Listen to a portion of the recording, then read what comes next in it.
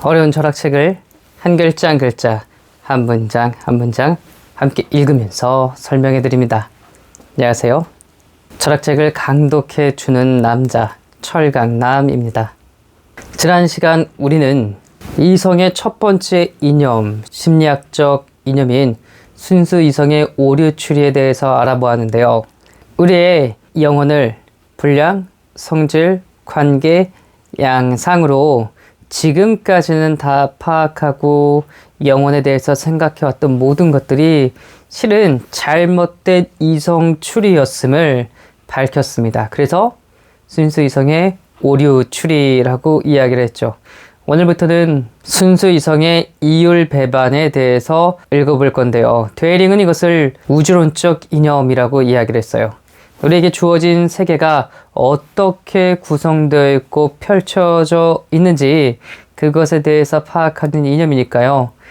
데이링은 우주론적 이념이라고 자기 나름의 해석을 덧붙인 것인데요. 영혼과 세계 그리고 신에 대한 이 이념의 추리를 보면 우주론적 이념, 즉 순수 이성의 이율 배반이 분량이 많은데요. 실제로 칸트의 책에서도 가장 많은 분량을 차지하고 있습니다.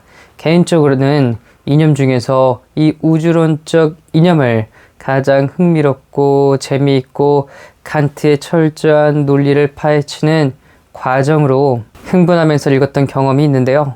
과연 여러분들은 어떻게 이해하실지, 어떻게 느끼실지 궁금증을 가지면서요. 한번 같이 읽어보도록 하겠습니다. 우리가 함께 읽을 곳은 칸트 철학 입문 129쪽입니다.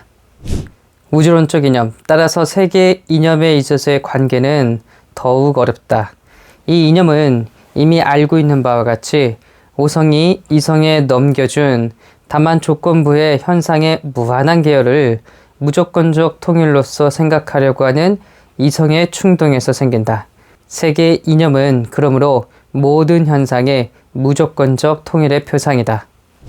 우주론적 이념은요, 칸트도 말하기를 저 오류 추리보다 심리학적 이념보다 우리가 파악하기가 더 어려워요.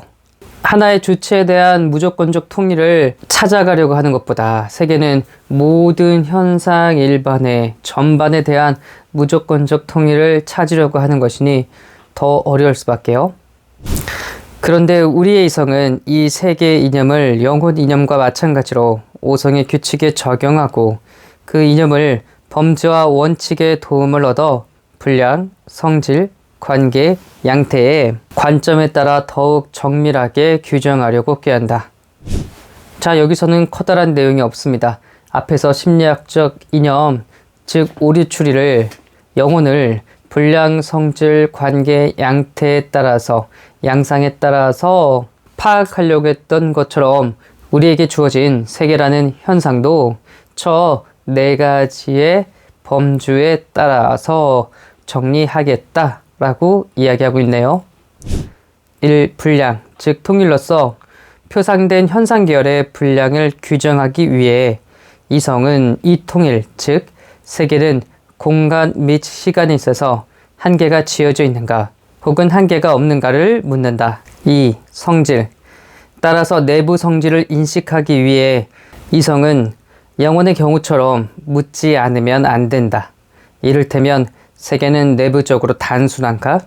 즉 세계는 단순한 부분으로 성립되어 있는가 아닌가? 3.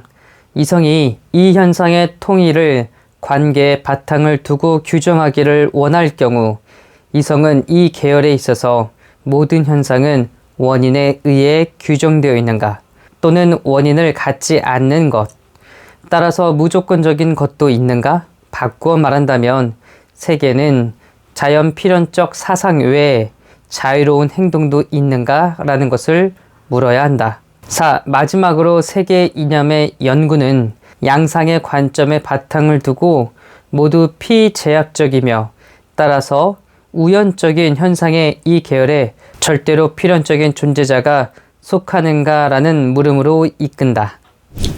분량, 성질, 관계, 양상에 따라서 이 우주론적 이념을 전개하려고 하는데요. 앞에 했던 심리학적 이념, 즉 우리추리하고 어떤 건 유사하고 어떤 부분에선 조금 차이가 납니다. 첫 번째 분량으로 봤을 때 심리학적 이념에서는 영혼은 단순하다라고 보았죠. 그러나 우주론적 이념에서 분량으로 파악하는 것은요, 많은 현상들을, 모든 현상들을 인식하게 만드는 틀인 저 시간과 공간이라는 것은, 이런 조건은 과연 한계가 있을까 없을까, 이렇게 물음을 던질 수 있고요. 두 번째 성질에 관해서는 영혼과 유사하게 말을 합니다. 영혼은 성질상 단순하다였죠. 그렇다고 한다면 이 세계를 이루는 물질도 그렇게 단순한가? 아니면 단순한 건 없고 다양한 것들이 복잡하게 결합되어 있는 이런 복합체로서만 파악할 수 있는가? 이게 성질에 관해서 다루는 우주론적 이념의 주제라고 말하고 있어요.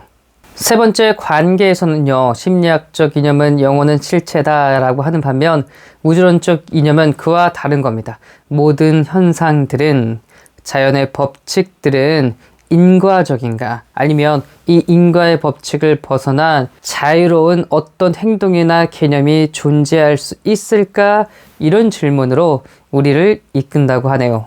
마지막으로 양상에 있어서는 심리학적 이념은 우리의 영혼은 비물질적이다 라고 이야기했는데, 우주론적 이념에서는 그게 아니라 이 모든 세계와 우주가 지금처럼 존재하게 만든 어떤 필연적 존재자를 우리가 증명할 수 있을까? 그렇다면 어떻게 가능할까에 대한 물음으로 우리를 이끈다고 칸트는 이야기하고 있네요. 우리의 이성이 이들 문제에 해답하려고 할 경우 심리적 이념은 절대로 그릇된 추리인 명백한 명제로 이끄는데, 우주론적 이념은 우리의 이성을 완전한 모순으로 빠뜨린다는 주의할 만한 사실이 드러난다. 즉, 우리는 위에 말한 우주론적 물음에 대해서는 그렇다고도 아니다고도 대답할 수 있는 것이다. 즉, 두 가지의 대답이 이성에 의해 제시되는 것이다. 만약에 이와 같은 모순이 우리의 이성의 본질에서 생긴다고 한다면 도대체 어떠한 이유로 형이상학의 역사에 있어서 이 문제에 관해 언제나 되풀이하여 대립되는 의견이 잇따라 나타나고 또 주장될 수 있었던가? 그리고 어떠한 이유로 세계 간의 투쟁이 존재해야 하는가를 이해할 것이다. 칸트는 우주론적 이념의 이 영역에 있어서의 이성의 모순을 순수 이성의 이율배반이라 명명한다.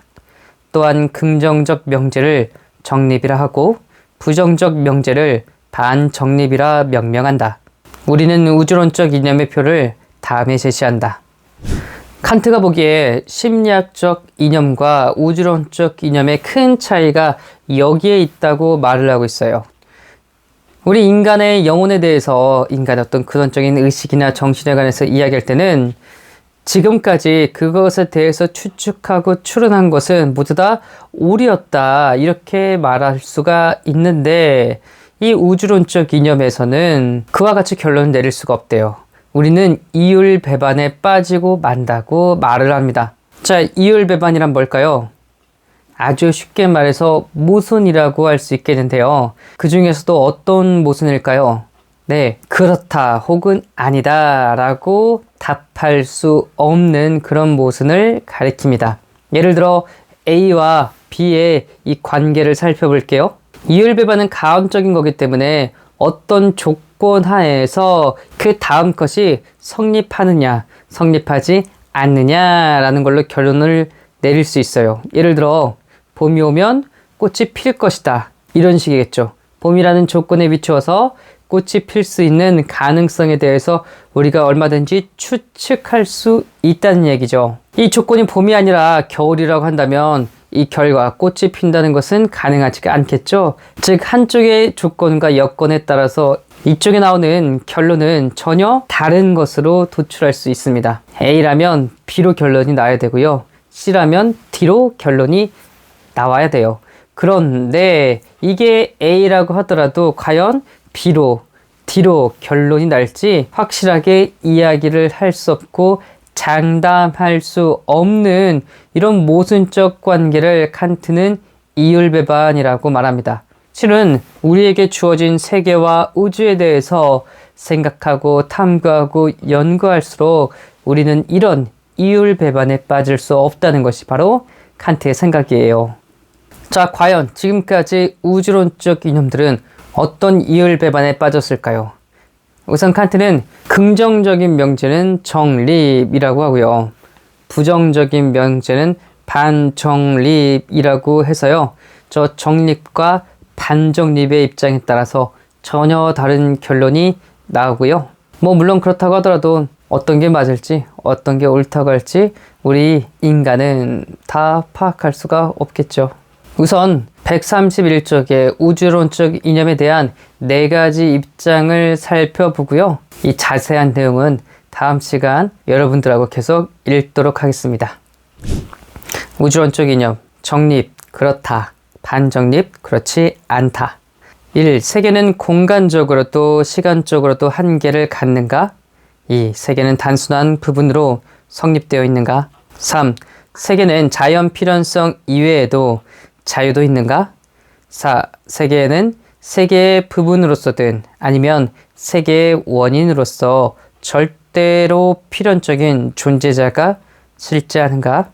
따라서 다음과 같은 형이상학적 명제가 대립된다. 우주론적 이념을 분량, 성질, 관계, 양상에 따라서 정리를 하면 시간과 공간에 한계가 있는가? 세계는 단순한 것으로 이루어져 있는가? 세계는 자연 필연성, 즉 어떤 원인과 결과의 규칙에만 종속되는가? 아니면 이 규칙들을 넘어서는 자유로운 그런 개념도 존재하는가? 마지막으로 우리 세계 내에 아니면 세계 처음에 이 모든 것들이 존재하게 되는 이 모든 것들에 관여하고 개입하는 그런 절대 필연적인 존재자가 존재하는가? 아닌가? 이것이 우주론적 이념에 대한 아주 궁극적이고 기본적이고 컴팩트한 관심 영역이라고 칸트는 말하고 있네요. 자, 과연 칸트는 이런 문제들을 어떻게 해결하고 있을까요? 다음 시간에 우리 함께 읽으면서 계속 알아가 보도록 하죠. 이렇게 긴 시간 어려운 내용 저와 같이 읽느라고 너무나 수고하고 애쓰셨습니다. 감사합니다.